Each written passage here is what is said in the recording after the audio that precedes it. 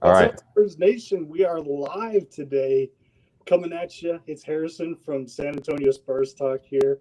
Today, I'm joined with Rob from Bucking Spurs. What's going on, Rob? What's going on, guys? What's going on, Spurs Nation? It's good to be with you guys again. Yeah, and then last but not least, because we've established that I'm least, we got Maddie. What's up, Maddie?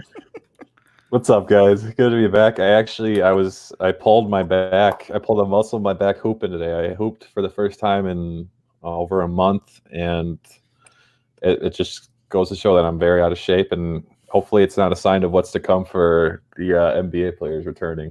Mm-hmm. Yeah, we're in for a lot more of that. But so Yeah, the no real kidding. difficulty today is that my laptop is not cooperating. So I'm literally watching you guys from a phone mounted in a styrofoam cup. So it's a fun time. Shout out to Rob for the jerry rig fix. Yes, sir. Yes, sir. But yeah, first thing we wanted to talk a bit about is league coming back. They're starting to test players, and all of a sudden, all these players are testing positive for coronavirus. So, we just kind of wanted to talk about what that means for the league, what we think is going to happen, what should happen. So I'll let you go first, Rob. Just what's kind of your general thoughts on that, as far as the testing goes. As far as the testing goes, man, it's gonna be a real eye opening to see how many of these players really come out positive. I know that Woj reported that teams are expecting to get a lot of positive tests back. I know one case that's interesting is the Nikola Jokic case where he's still in Serbia because he got tested positive with a week ago for the coronavirus, but he's asymptomatic, so he's not showing any symptoms, right? But he's still sick, but he has to come back in about a week, right? So he's still scheduled to play when everything returns, but I mean, I don't know. I think there's gonna be a lot of that. We're starting to see players drop out, but for certain reasons, they all kind of have different reasons. I want them all to start getting tested. If they're sick, then let them quarantine themselves, and they still have about a week and a half or so to kind of get over the bug if players are sick. So I don't know. I think that's I don't know. What do y'all think? Yeah, it's. I've been very hyped for the NBA return, but if this is what's more to come, then it just feels like the whole thing is pointless, and especially because most of the NBA players are, really young, healthy, athletic people, so they're kind of fit that that mold of they're like the picture perfect of the asymptomatic people. I couldn't find the word for that, but they're not really going to have a lot of symptoms. So it's a lot of these people that even test positive. They're going to be fine. Like Jokic was asymptomatic and Mm-hmm. he was fine, but obviously that's not the concern. It's what if they pass it to somebody who, could potentially suffer, more with the coronavirus, like a Greg Popovich who's 71 years old. Mike D'Antoni is another coach that's up there in age. So I like I said, I want the NBA to return. I've been very excited for the NBA to return, but if more and more players are going to test positive, it's just kind of ruins it for me. Like I said before, if like Giannis on the Bucks gets tested or test positive and he's out for 10 days, I mean that's game over. And I mean he's perfectly healthy otherwise. He's perfectly fine to play. Like Donovan Mitchell said when he tested positive, he said, I could play a 7-game series tomorrow if I wanted to. And so it's, it'd just be really unfortunate if that's how it happened. But, the NBA kind of made that decision, to come back, and it's really on them, I guess. Yeah, I was kind of looking at the stuff, and I wonder if there's like a magic number for guys that test positive that the NBA says, okay, look, this is too much. Um, yeah, at the same time, I guess we're expecting more positive results just because there's been so much time away and they haven't been able to regulate these guys as much. But still, you got to say, you're gonna throw all these guys in one place, and I know they're saying it's quarantine, but my deal with it is, like we said, they haven't regulated these guys for the last 3 months. They don't know what any of them have really been up to, and we assume they've been doing all the right things, but you don't really know. It's just kind of up in the air. And like you said, the asymptomatic stuff, that's the scary part of it, is you don't know who has it. I know I saw something they were gonna like get players to wear rings that could like test for symptoms and all that, but and they could detect symptoms like 3 days before you exhibit them, but it's still just the way this thing spreads. I mean, one person gets it and you're all in the same place. You could have everyone getting it. And we talk about older people, but one thing I think about too is like, what DeJounte Murray gets it. He has a young daughter, and it's also young children who are at risk for this thing. And I'd hate for something to happen to a young child like that as a result of this. But it seems like a lot of players are feeling that way too. And that's one thing we wanted to talk about today as well, is there's a lot of guys, well, not a lot, I'd say, but a few already starting to announce that they're going to sit out once this thing gets going. Namely, we've got former Spur, we've got Davis Bertans, and we have Trevor Ariza. Now, Ariza, I'll give him, is a little bit of an extremity. He's been in a custody battle for his 12-year-old son for like the last 6 months, and he finally was granted a court-ordered visitation period, which coincided with this reopening of the NBA. And he said, you know what, forget this. I'm going to go hang out with my son. And yeah, I can't blame him there. Good on him for being a family man. But Davis actually, we talked about this previously too.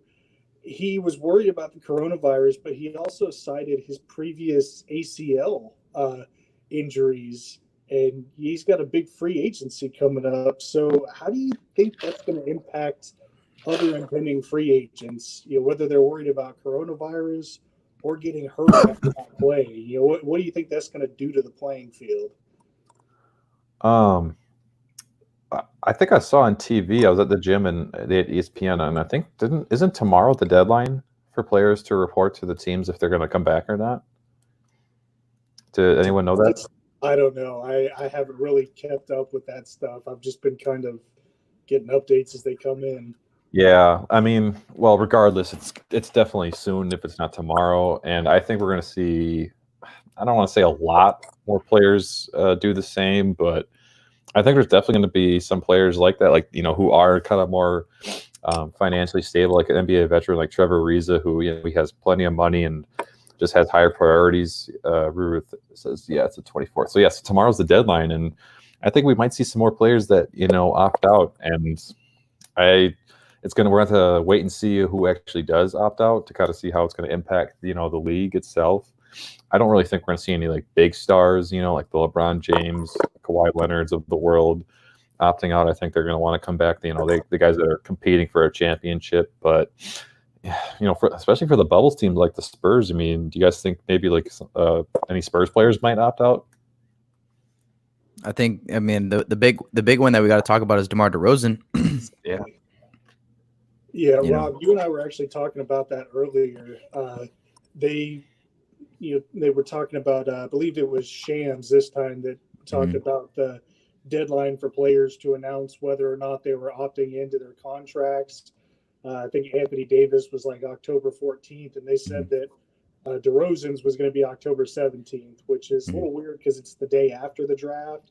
But we were talking about that because as it stands right now, DeRozan has had a good enough season to demand max money from any team in the league. Yeah. He's been stellar. And I wonder, I have no idea what he's going to do. If he's going to opt in or opt out, that's up to him. But if he's planning on opting out, you got to wonder, does he play? Because if he gets hurt after all this, that's going to severely impact his ability to bring in a contract. Yeah, I think DeMar DeRozan is the ultimate type of competitor. You're seeing it on everything he's trying to do off the floor right now with his with the Black Lives Matter movement and the protests that he's been a part of, and the interviews that he's done for Bleacher Report and all that stuff. So he's an ultimate competitor, and I think he puts himself at that level where if the Spurs are going to have an opportunity to play, I'm sure he wants to play. I don't think it's that, but I bet you there's that, I'm sure he wants to play, but that birdie on his shoulder, which is his agent, probably saying, don't do it. Don't do it, man. Like, you had a great season. You averaged, 17 points a game, whatever. Like, he was efficient. His assists were through the roof. He can, like you said, he can earn max money. And, there was a report by I think it was Woj saying that out of these bottom teams, these last 6 teams that are trying to get into the playoffs, that none of them think that it's worth like risking any of their players for the future. And that's why that they might start treating it as an extension of the G League, kind of like, if they're going to get 3 scrimmages, right? 3 scrimmages, and then we're going to have 8 games, right? So that's like a total of 11 games, right? That's pretty much like what a summer league does for you. I mean, you get maybe, you get about 5 games in Utah. You get about another 6 games in Las Vegas, in the summer. So I can totally see an organization like the Spurs being like, you know what, DeMar, you're right. We're not going to make you risk your body. We're going to run out these young guys and see what happens. And I can totally see that happening for DeMar, where he ends up sitting out, which is going to be a tell for us, knowing that he's going to probably opt out whenever the time is right. Let's get a little bit into that Woj update, because we were talking about that on last stream. We've been talking about it for a while. With if the NBA resumes, here's what we'd like to see. That makes me happy that it seems like everybody's kind of going in this, and that everybody, includes the Spurs, that they want to experiment. They want to get the young guys out there. So we could see a lot of Luka, Kelvin, Chemezi, Quindary. I mean, they could even pull up guys like Dedrick Lawson, and Jeff Ledbetter could make his NBA debut and all that. And honestly, I'd prefer that, just because, especially, I've talked about it before, my primary concern really is DeJounte, just because, this is his first season off an ACL tear. I don't want him to go and hurt it again and then go right back where we were. Yeah. But, even if DeMar opts in, it may be in our best interest just to let him rest, because if he's going to be playing for us next year, oh yeah, on an expiring contract, if we're looking to bring him in on a new deal, we want him healthy. If we're looking to trade him on an expiring contract, we want him healthy for that. And if we're looking to let him walk to another team, we want him to be able to go to another team. And it's just a bizarre situation. But I guess my question to you guys is, if we get to see some of these young guys play, obviously we got Kelvin, Luka, but who are the guys from the G League that you guys would want to see brought up and showcased a little bit in this? And I'll start with you, Maddie, since we started with Rob last time. Yeah, I personally, and the obvious ones are, like you said, Keldon and Luka. But for me personally, 2 guys that I'm looking to see more of, hopefully, in Orlando are Quindary and Chemezi. And more of Chemezi because he's already been on the team for 2 years. And it just feels like if he's going to have a future with this team, we're going to need to start to see more of a bigger role for him, especially with the eventual departure of LaMarcus Aldridge possibly looming, with the Jakob injury. I think Rudy Gay was the backup for this year, and I don't think he's going to be on the team at max. He'll be on the team 1 more year. And he's a heck of a talent, very athletic. I actually got to see him play when they played in Milwaukee against the Bucks. He got to play last couple of minutes. He had a good jump shot. He's been working a lot on his outside jumper. I mean, he was putting up just ridiculous numbers in the G League, and it's just like, what? It just seems like he was just wasted there. And I think he's been compared as like to Clint Capella, that rim protector, lob threat type of guy. And I see a lot of similarities there, and I just think he's been wasted in the G League, especially when LaMarcus Aldridge was hurt. I know they brought up Drew Eubanks, but I completely disagreed with that move. Now, granted, I don't watch a whole lot of Austin Spurs, so that's definitely, they're going to know more about that than me. I see way more upside with Chemezi than I do Drew Eubanks, but Quindary is also a guy that I really like. Rob, when I was on your podcast a few months back, I compared him, I think, to Derek White. He's really seems to be like, the film I've seen on him. He's a very high IQ player. He can score at all three levels. He can hit the three, the mid range, and drive to the rim. Very solid defender on the perimeter. I mean, just not like incredible at any one thing, but just very solid all around game. And he's another guy that, I really hope they have a plan for him, because, we're really transitioning here, the Spurs franchise into a new era. And I hate to see a lot of this talent just kind of wasted in Austin. I shouldn't say wasted, but I think some of these guys would just really benefit being up with the Spurs and playing with the team, spending more time with the guys, learning from the veterans, and getting more minutes here and there, getting a little bit of rotation cracks, and we'll see what happens. But outside of the big names, Quindary and Chimezie are my two guys that I really am looking forward to seeing. I'll tell you what, I think that there's not going to be a light shined brighter if on any of the Spurs players than Chimezie Metu if we go into this tournament with like the already perceived notion that okay, we're not going to play any of our main guys. Our starters are going to sit, our big guys are going to sit. We're going to give a lot of minutes to these young guys. I can totally see Chimezie being on the spotlight, because I mean, I didn't even know this until I did a podcast with Jonas Clark. He also reports for the Project Spurs. He covers more Austin Spurs, and he told me that he was like, Chimezie's on a regular NBA contract. Right, like Chimezie is not on a 2-year or a G League contract. He's on an NBA deal. We signed him to an NBA deal his rookie year, but he spent his first 2 years. I mean, the 2-year deal that we gave him, which is a full NBA contract, he spent in Austin. Right, so he's not one of these two-way guys like Quindary and Drew Eubanks, who are both two-way players as well. And Quindary also, we signed him to a 1-year deal. Like, he's going to be a free agent this summer as well. I'm sure that we have the rights, to his to match or whatever, anything with Quindary. But there's going to be a lot of question marks that are going to be answered for us concerning these young guys that are in Austin.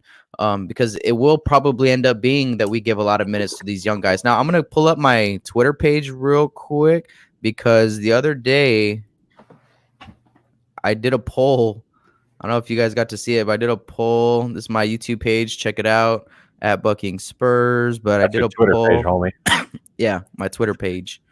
I put right here, if you could add one of the following Austin Spurs to the 17, because remember, it's a 17-man roster now. There's plenty of space.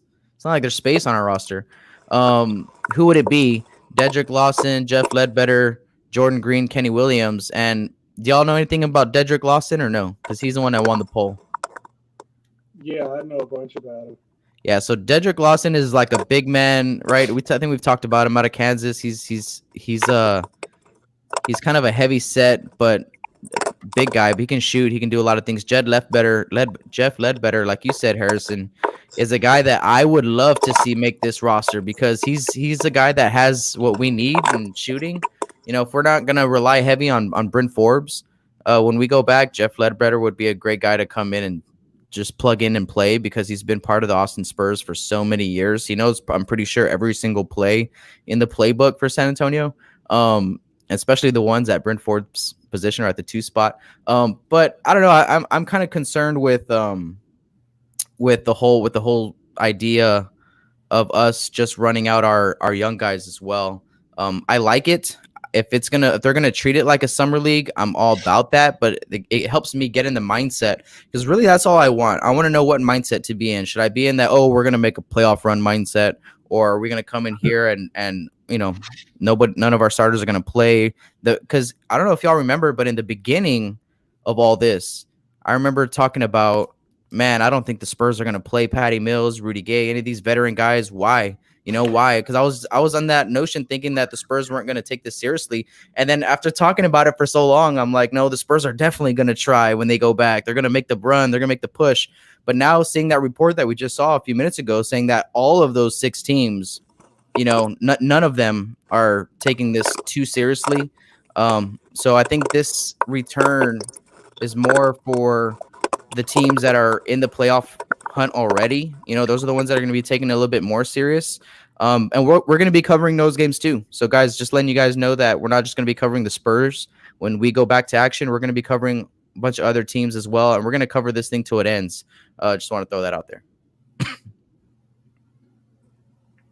Hey Rob, just a heads up. I think we're getting a bunch of feedback off your mic there. Oh, okay. I think that's Yeah, your I mic. was- I That's- just I wanna think that's- I thought that was you, Harrison. It sounds like you're making popcorn. Oh, Because every time I muted you, it went away. that's weird because it's only when you guys talk for me. That's weird. But Dustin was. Okay, do you still hear it? Nope. No, it went away. Oh, there it is. Or are you typing? It sounds like someone's typing. Yeah, that's weird. I don't know what that is, but Anyways, as long as but yeah, as far as I don't know what's who is going it, on with Spurs this Nation? Who's the culprit? but yeah, because now I'm hearing it when both of y'all talk, and y'all are hearing it when I talk. This is All right, we'll push through it. But yeah, Dedrick Lawson, he's an interesting guy because he's a little heavy set, like you said. He's slow laterally. Yeah, he can get some blocks, but to me, blocks are kind of an overrated stat a little bit. It's you got to look at the eye test of how those blocks are gotten. I mean, anybody can get a block if somebody brings the ball straight to their hand, and if they're standing under the basket, you know. But it's all about timing. You know, obviously, not all blocks are created equal. But yeah, Dedrick, he's just a good IQ guy. He's one of those guys. He can pass out of the big man spot. He can dribble a little bit, like you said. He can shoot. He can post up. He's got kind of a limited post up game, but he can do a bit of everything, and that's what we've been preaching. And like we said, he's smart, and that's a big thing that the Spurs like is smart players. So I think especially with the absence of LaMarcus, he's the one you got to look at because we're short on big men, and we're trying to find the next guy in the rotation. Obviously, you look at Chimezi and Luka, but if I'm just looking at pure G League guys that aren't really expected to come up, I look at Dedrick Lawson. Jeff Ledbetter is an interesting one. I like Kenny Williams, obviously, because I knew him. But he's a good guy. He's interesting too because he's a really good defender. He's struggled shooting the three so far, but he's taken a lot of bad threes in the G League. But in college, that guy was knocked down whenever he was open, and quite frankly, when he was contested too. So if he can get his shot down, yeah, that's another 3-and-D guy to add. But to your point, Maddie, I'm really high on Quindary too. He reminds me a lot. If you want to look at like a current player in the league, he reminds me a lot of Josh Hart. Just like his build and his style of play. I don't think he's quite as quick as Josh Hart, but he's kind of stocky for his position. He's good at kind of bullying his way to the rim when he wants to. He's got a shot on him. He can play make. So, I mean, it'd be fun to see him. I don't know how much runtime he's going to get. And, he's kind of transitioned from a 2 guard to a 1. So it'd be kind of fun to see him run the show at this little, I guess you could call this the summer league, in a sense. Hey, man, I'm gonna be real bummed if we don't get a summer league at all. You know what I mean? Because of the way the scheduling of the seasons, and we don't get any chance for these guys. Yeah, it's a lot of feedback there. Yeah, I don't know what's going on with the feedback. It's kind of. Yeah, we can never win. Yeah, this has been the worst day. I hope y'all watching and not getting this feedback because it's annoying the hell out of me. But Yeah. we're gonna plug it as much as we can. Hey, How to know everyone. Hey, Ruru brought up a really good name, Maddie. This one right here. Yeah, you know about Dalton, right? Dalton's a bucket Yeah. too. Thursday podcast actually had him on their podcast. We should try to get him on here. Yeah, he's another one. He's just kind of the utility guy. He can do a little bit of everything, and like she said, he is a good shooter. And he's just someone that, I'd like to see a little bit more of in San Antonio instead of Austin. But I was just disappointed this year's. I thought we could have had, a better balance of veterans and youth. And what I mean by that is, DeMar DeRozan and LaMarcus Aldridge were a lot of the times kind of the scapegoats in our losses. And don't get me wrong, there was definitely games where I was very irritated with their performances. But I mean, overall, like you said, Harrison, DeMar had a stellar season, and LaMarcus Aldridge was a little bit of a roller coaster, but he still was very solid overall. And I think if like the lineups were just tweaked a little bit and we incorporated more like the youth mix with the good veterans that we have, I think it would have been a better season. I think if we would have saw, more of like, for example, Derek and DeJounte in the backcourt together. I think if we saw Chemezi and LaMarcus Aldridge, because Marcus Aldridge is shooting threes and Chemezi has a jumper, there wouldn't be an issue with spacing. I just think, with the regression, the two guys that I think regressed the most were by far and wide Rudy Gay, Marco Bellinelli, and I just saw no reason why they couldn't have had like Chemezi and Keldon Johnson playing over those guys, and obviously Lonnie Walker too. But and because I think we see like Spurs Nation, especially on like Twitter and social media, like this year especially, it's like you're either like team tank and just play everybody under the age of 25 40 minutes a game, or your team push for the playoffs, continue with the veterans, maybe sprinkle in the young guys here and there. And I was kind of in the middle where it's like, I still think we need LaMarcus Aldridge and DeMar DeRozan, and we can, have it both ways where we still see these guys performing every night. This is the way I put it. I thought LaMarcus Aldridge and DeMar DeRozan could have been our floor, and the young guys could have been our ceiling, if that makes sense. So when the young guys are out there with the veterans every game, they're obviously, we've seen so much potential out of them. The Lonnie Walker Houston game, DeJounte Murray at the end was, dropping 20 points on 50 plus shooting. Obviously, they weren't doing that consistently because they're still very young and, they have a lot to learn.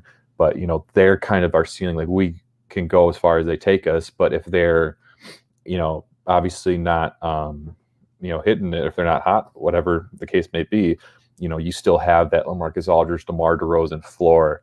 And that's what I wish we would have saw more of this year. Obviously, it didn't work that way. We don't need to talk about that because we've talked about that plenty of times. But, especially for this, I guess we'll just call it Summer League for now in Orlando. It's another great opportunity, even if it's not, LaMarcus Aldridge and DeMar DeRozan, even if it's like Jakob Poeltl and Bryn Forbes, because I still think Bryn's going to be a part of the team for at least the near future. Lonnie Walker is another guy. He's been on the team for a year now. He's still very young, obviously, but he's more experienced than obviously the rookies. And like I said, I wish we would have saw more of that this year, but Orlando's still a great opportunity to see at least a little bit of it, so we can actually have something to build into next year, if that makes sense.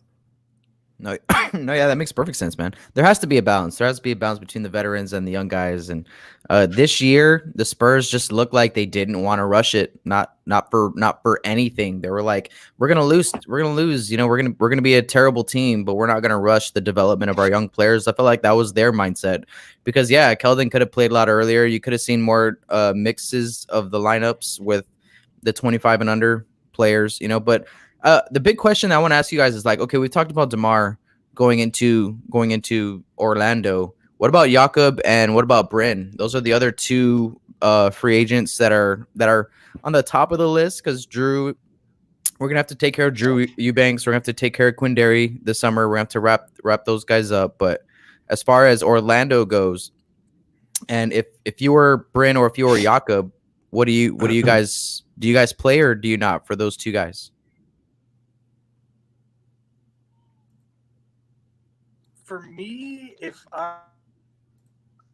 muted me. My bad. I was trying to unmute you. You're fine. For me, it's tough. For Jakob, I almost think he doesn't want to play. gone through kind of an injury.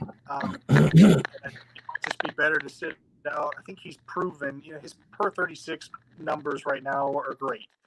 I think he's fine. I think he's going to pick up a deal either way, and I think it's probably going to be from us. If I'm Bryn, that's the one that I'm skeptical of because he's had a rough season, and this is kind of his chance to show, okay, I'm still worth the for other teams and for us. Man, y'all just trying to shut me down tonight. I saw that. It's not me. That was Maddie, man. My hands are right here.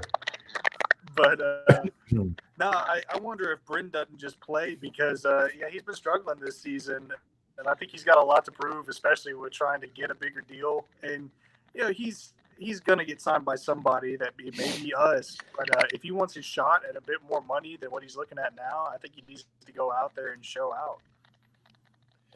Yeah, I actually agree both. I think Jakob, not only that, just recovering from his knee injury. He's probably recovered by now, but, the coronavirus probably put a halt on his physical therapy. And, we don't really know how that will kind of change things for him moving forward. But I think Bryn Forbes, as much as, we criticize him, he's a heck of a competitor. He has a high motor and, he does work hard. He works really hard. He's just incredibly limited athletically. And physically, he's like his 6'3" build and his reach can't be more than 6'4", 6'5", and he's just not able to contest guys in the perimeter, and he's not quick enough. But he's undrafted. He was undrafted and really wasn't supposed to do anything. And he's worked really hard and he's earned his keep. But yeah, I agree. He's had a very rough season. I think he was to blame for a lot of our regression from last year. He's regressed. The year before the numbers were pretty similar, but they were much more efficient. He was like an above 40% 3-point shooter, like pretty much the whole way. And this year he was just very, very roller coaster. And I think, I agree. This is going to be his time to kind of remind the front office that, he's still a valuable asset to the team.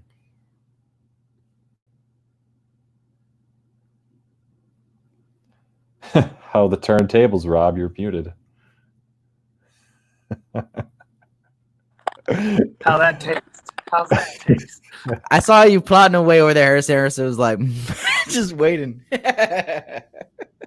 I think that Bryn could use it to elevate his status, but like y'all said too, Jakob, I'm kind of worried about.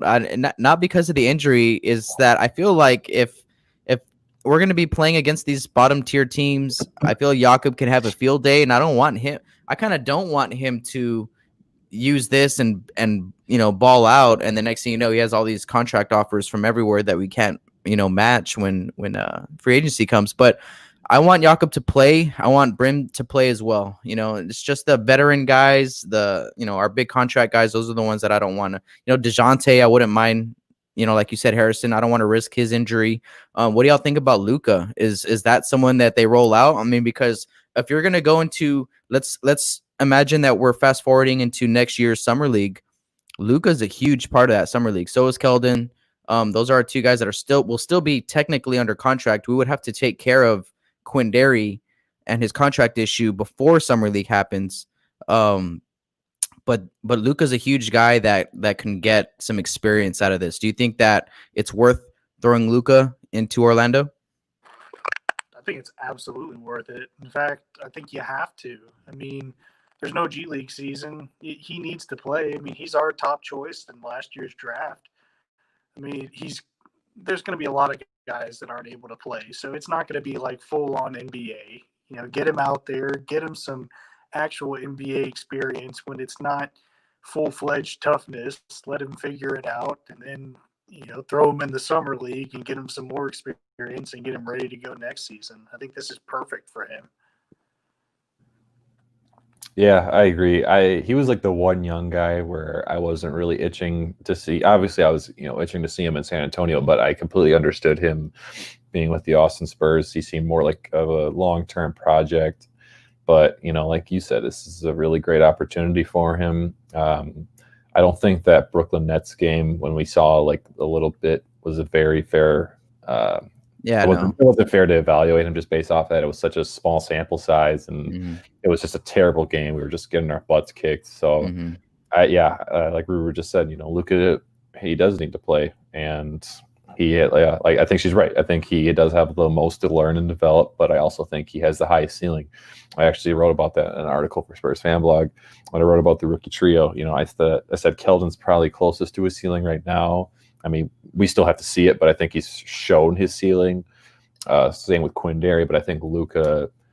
I mean, I don't really know who to compare him to as an NBA for current NBA players, because he's pretty unique in and of himself. Jeez, I can't talk.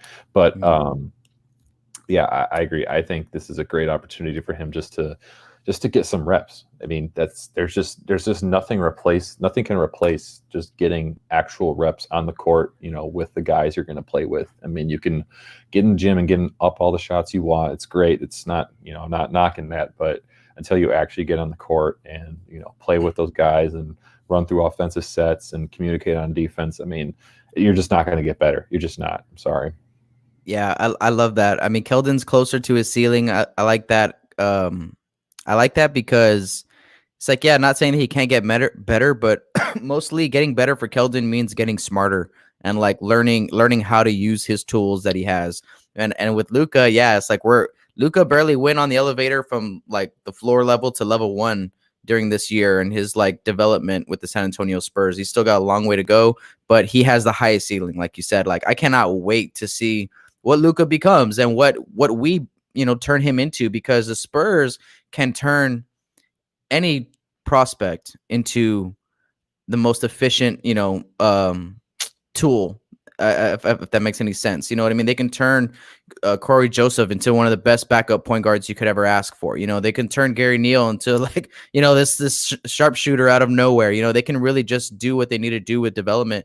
And I wonder what that goal is, because, with Danny Green, all right, your goal is 3-and-D, right? Like, everyone has kind of like a goal to inspire to as a player. And for the Spurs, they communicate that well with their players. I feel like, they don't want you working on 20 things that you're never going to do, on the court for the San Antonio Spurs. They want you to get better at your role. And I have a feeling that role for Luka is like transitional player for this team. Like, I think it's like, hey, we're going to put the ball in your hands a lot. You're going to be able to pull every shot that you can sniff out. When we got him out of the draft, I compared him to Dirk, because that's just kind of where I see his ceiling being. More athletic, obviously. He can do a lot more with his body, but he has that game and that savvy European skill set.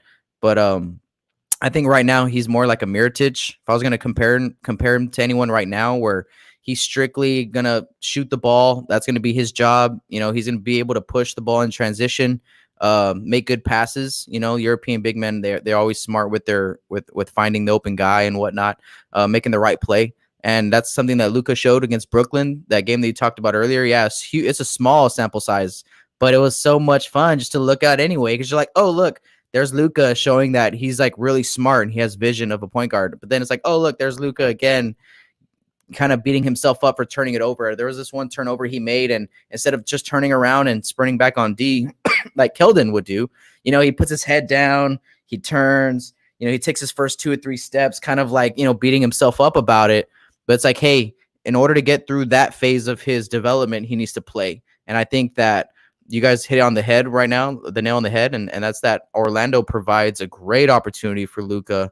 If you're going to bench Rudy Gay and LaMarcus isn't going to play, depending on what you do with Jakob and Trey Lyles, I've been saying, okay, well, if we want to win, if we're trying to be competitive, Jakob and Trey Lyles are going to be huge for us to even try to do that. But if that's not the goal, then yeah, let's see what Luka can do. Let's see what Chimezie can really do, because Chimezie needs the opportunity. I think out of anyone, Chimezie needs it the most. He needs to show what he can do and what he cannot do, because I think Chimezie gets a lot of support from Spurs Nation saying, man, he has all this potential and his ceiling's very high, which is all true. He has the highest ceiling between him and Drew Eubanks, Dedrick Lawson, any other young big that we have. His ceiling's the highest, but I think he's also shown to be the most inconsistent as any of those players. Drew Eubanks, he's a little bit more consistent. He can do less, but he does it very well. Chimezie, there's a lot of gaps in there, and he can use this to really elevate his status. You know, Chimezie needs it the most, but I like Luka. I would love to see Luka, Chimezie, Drew, and all those young guys play. But we'll have to wait and see on that. Yeah, it's one of those things where like ceiling doesn't always equate to what the team needs. Like, yeah, he has higher ceiling, but you know, Eubanks is kind of what we needed at the minute. He was fully developed and all that. Yeah, Metu will probably be better in the long run, but Eubanks is what we need right now. But I want to know what the hell went on at Keldon's NBA Combine that so many teams passed on him, because he was drafted down there with like Kevin Porter Jr. and Casey Okpala and guys who really haven't done much, and he's like looking to be one of the next studs in the league. And I'm thinking, how the heck did he fall that far? But I love hearing RC Buford after the draft. He's like, when they asked him about Keldon, how he was like, oh well, he's like, Keldon was pretty high on our draft board at the position. You could tell they had him like at 1 or 2, and he was just all giddy. You know, you could tell he was like, man, we had no expectation for him to drop so far down like he did. Yeah, from like my understanding, they wanted Luka because they knew they needed a big man, and he was their number one choice. And then they were like, yeah, we give up. We're not gonna get our guy with Keldon. And all of a sudden he's there, which apparently has happened a lot, because I actually talked to the guy who scouted DeJounte, and he said that like they fell in love with him, and that's who they wanted, and they thought they were going to have to trade up into the lottery to get him, and they waited, and he fell to them. The same with Derek White. They wanted him. He fell to him. I'm like, man, you know, we're great at finding these guys, but we've also gotten really lucky just not having to give up anything for them. So I guess we're still blessed in a way. But, I mean, quite frankly, I couldn't believe Lonnie Walker fell to 18 2 years ago. I was like jumping for joy in front of my TV when that happened. But just one last little anecdote to kind of wrap it up. One kind of cool thing is that Malik Rose was named the NBA Vice President of Basketball Operations this week. So that's kind of cool. It continues the Spurs takeover of the league. You know, we get into every office. That's how we do it. But do we have any questions in the chat we can address before we sign off here? Yeah, shout out to Malik Rose. I love Malik Rose, man. He's the guy that embraced the pop mindset. I remember I heard a podcast with him. I think he was on the Low Post or Howard Beck's the 48. I forgot what podcast it was, but he was just talking about the whole time about what he learned from Pop and how he uses that in his everyday life, how to be a successful man, to be a productive human being, member of the society, of the community. I'm sorry. And he started, once he stopped playing, he jumped into broadcasting, right? And then he was like the assistant GM, I think for Detroit or the GM. I forgot what his post NBA career was, like his whole post NBA career, how it all played out. But he's someone who has taken Spurs culture and installed it into his everyday life, and I just couldn't be more excited for Malik Rose. He was always one of those guys that epitomized what being a Spur is all about, and as playing with heart, being humble, not asking for more, knowing your role and staying within your role and trying to do it to the best of your ability. And he's one of those guys, and he's I'm sure he has a corner in every Spurs fan's heart. Across the nation or across the world, whatever, because he's been a huge part of our culture, and it's just been cool to see him progress throughout his post NBA career, because not everyone is that ambitious as he's been, and so I'm glad that everything's paid off for him and his hard work has paid off in all that regard. Yeah, I'm with Harrison. I'm all for the Spurs take over the league. I mean, so many coaches are falling under the Pop tree, and I think as time goes on, we're going to see more of that. We're going to see more of our assistants take over. I mean, they're a hot commodity right now for whatever reason. I mean, you kind of see it in the NFL with Belichick.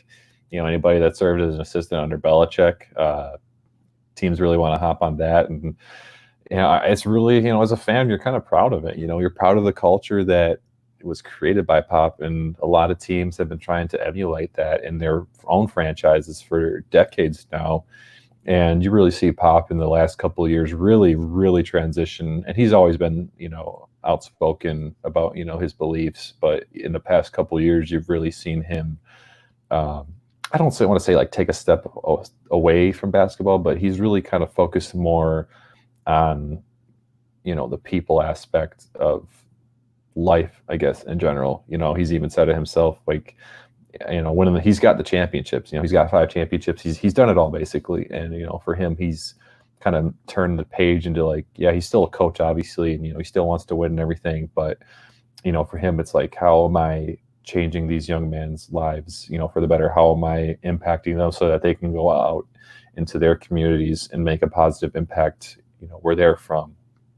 And, you really have seen a lot of that the past couple of years. And, regardless of what we think of him as a coach, the past year or so, I mean, you got to be proud of that as a Spurs fan, because you don't really see a lot of coaches, regardless of the sport, doing that in today's age. Everything's so political, and, people don't really want to touch certain subjects. And, Pop always speaks his mind, and he doesn't really care what people think. And, he's just, regardless of what you think of what he's, been saying and doing, he really genuinely just wants to change the world for the better. And, he's got a great platform to do it, and he's using it to his advantage, and you can't do anything but respect that. Hey, before we switch off, sign off. Y'all, I wanted to ask you guys real quick, because we haven't really talked about it, not even in our group chat.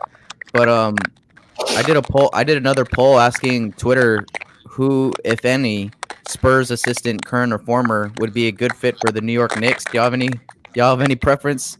I know most of us are gonna say neither, none of them, stay away. But do you have anything different? I don't say like, oh, none of them, because I don't want them to leave or any. I don't know that their style fits the Knicks and the type of players the Knicks.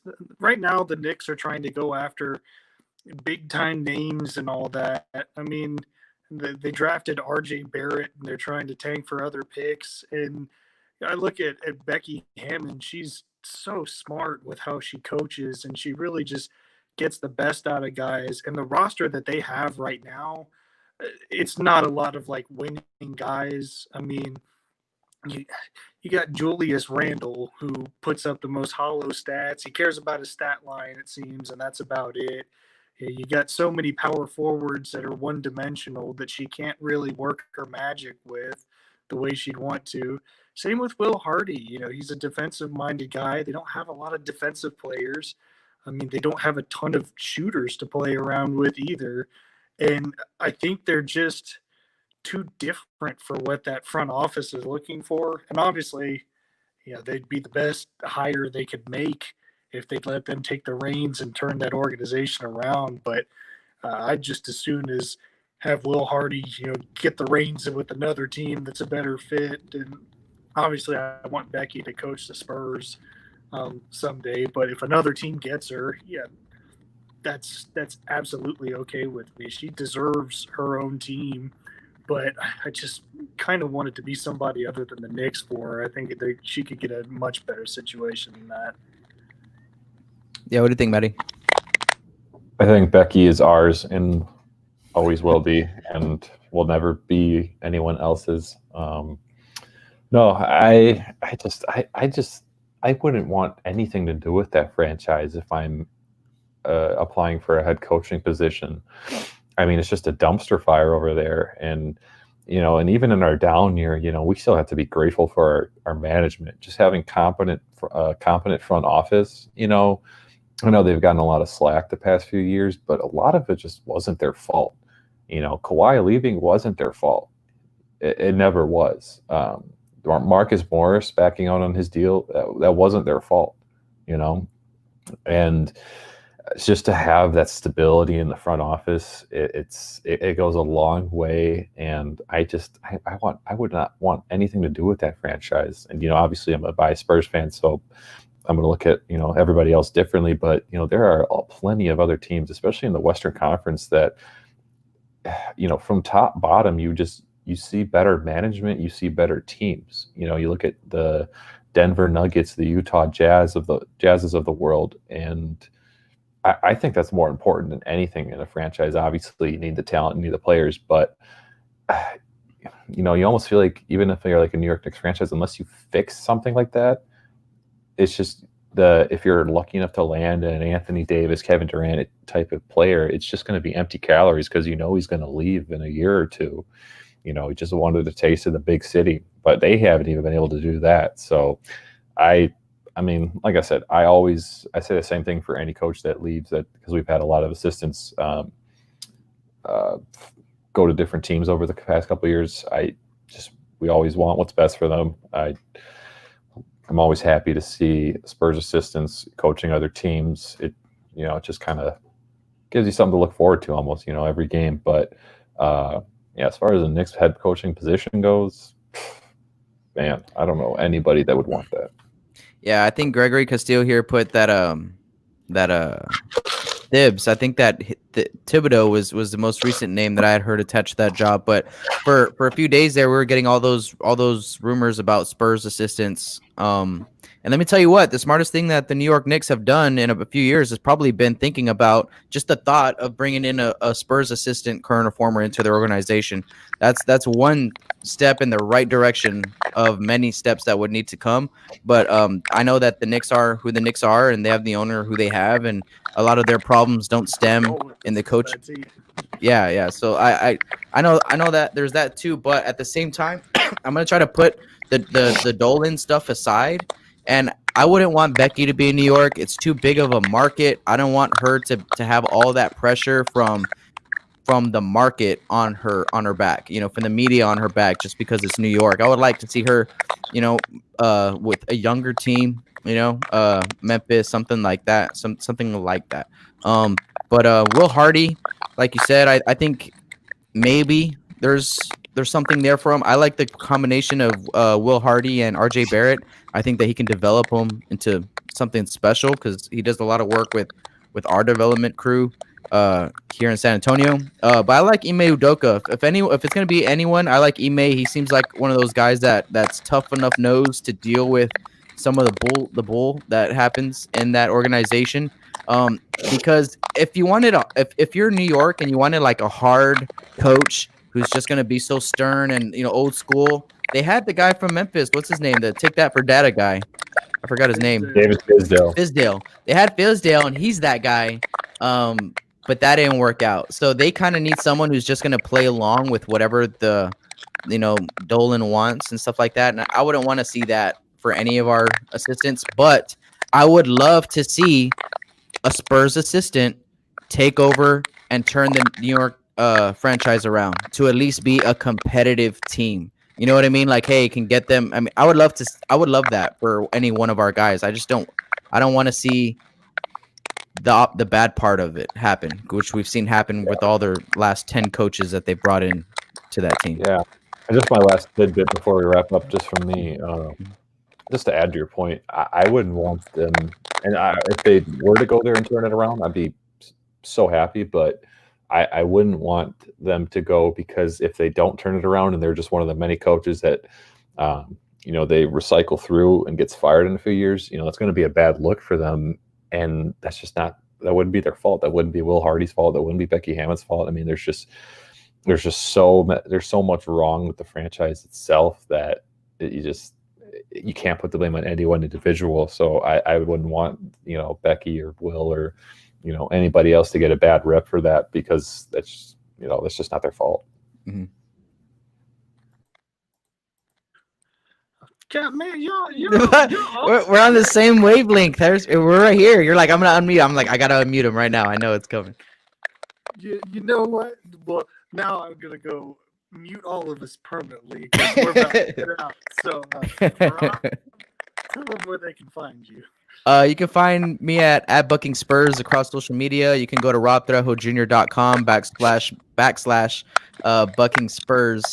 Just real quick, I want to give a shout out to Destin. Destin's not here. You can find him at Spurs Clan on Instagram and Clan the Spurs Fan on YouTube. Destin had he's doing his master's degree, so shout out for Destin putting in that work and trying to get that master's degree. But he'll be back with us next week probably. So stay tuned for Dustin. Yeah, Dustin's too busy off being successful to do this. Can't relate there. But Maddie, tell them where they can find you at, man. Man, I just graduated with my bachelor's, and going back for my master's just sounds like a nightmare. I got nothing but respect for that. My sister and my mom are getting their masters, so maybe I'll have to continue the family tradition. But anyways, obviously you can find me at SpursFanblog.com. We're going to come out with new articles again.